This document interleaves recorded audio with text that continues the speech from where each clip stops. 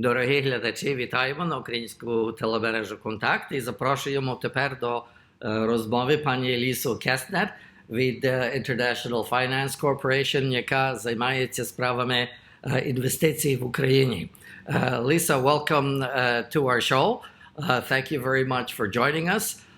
It was suggested by Matt Simpson from Black Iron, who we had an interview with, about finding out the broad state of investment affairs in Ukraine. And could we start off with you? We understand the IFC is a member of the World Bank Group, but what does it actually do, sort of as an introduction to our conversation today? Yeah, thank you, Yuri. It's a pleasure to be here, and thank you for including the International Finance Corporation in your program. So, as you mentioned, we are part of the World Bank Group. We're the arm of the World Bank Group that focuses on the private sector. So while what most people know as the World Bank focuses on public sector and lending to governments, we provide lending, equity, and advice to private companies and private banks. And we do this globally, including in Ukraine. And this is what we would like to understand. How is it possible to be thinking investment at a time of war? How does that work? How do you assess the opportunities or the difficulties of investing? And you know, what's your guiding light, so to speak? Yeah, no, you're right. It is very challenging. The risks in Ukraine are numerous, big, and always changing. So it's a very challenging environment for investors. However, the economy has remained surprisingly resilient after the initial, I would say the GDP decreased significantly in 2022, but since has started to cautiously creep up again. And I have been working on Ukraine for the last 2.5 years. I'm in Kiev now, and I've been so impressed by the resilience of CEOs and heads of banks who continue to operate in Ukraine and do business every day, employing people, producing goods, exporting goods, paying taxes to the government, which are so needed right now. So in fact, there is resilience. IFC has been able, since the full-scale invasion, to invest $2 billion in Ukraine, which actually exceeds the sorts of numbers that we were investing in Ukraine before the conflict. So it is possible. There are business activities and there are opportunities in Ukraine. During that interview with Matt Simpson from Black Iron, he said it's sort of nice that banks sort of support, but it's very much more important for the private sector to be actually moving in. To what extent is it starting to happen or happening on that level? Yeah, I think that's a great point, and I assume when he says banks in that context, he means public banks or development banks, because there are also private banks, of course, that are actively supporting businesses in Ukraine, and IFC is partnering with some of them. But yeah, I understand what you mean, which is that I think what we see in Ukraine is that the active businesses are either Ukrainian businesses that have been here all along, or if they're foreign businesses, they're mostly companies that were already in Ukraine before the full-scale invasion. We have seen only a limited number of new investors coming in so far, I think because of the perceived risks, well, perceived and real risks. So I think it's those companies that have some experience in Ukraine that are continuing to invest and come in. And we expect that hopefully with a just peace in Ukraine, that we would see more investors coming in who would be new to the market.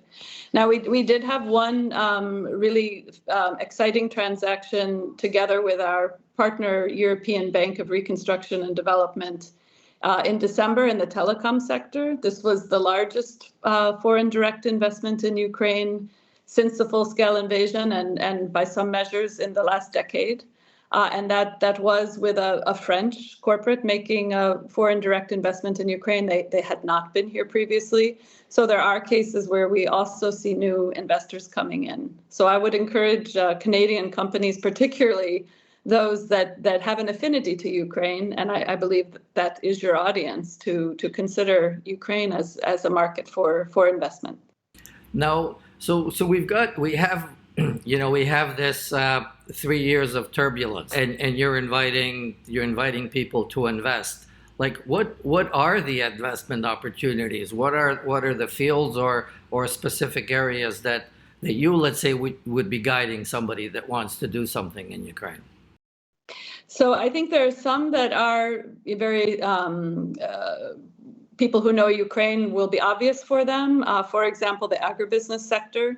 That has been a sector where IFC has seen successful private projects in our 30-year experience in Ukraine, and that has not changed since the full-scale invasion. That has continued to be a really important sector with lots of opportunities.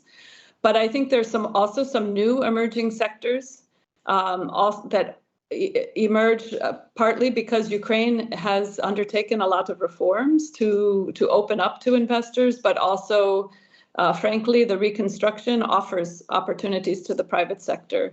And in that context, I would mention, for example, some of the infrastructure sectors like energy, transportation, telecom. I already mentioned the telecom transaction we had, as well as a sector that has been quite vibrant in Ukraine, but perhaps less known, is the IT sector. So we have an investment in Horizon Capital, whose CEO actually is Canadian, where we were able to take the lead in helping them raise their fund after the full-scale invasion. So because the tech sector remains very vibrant in Ukraine.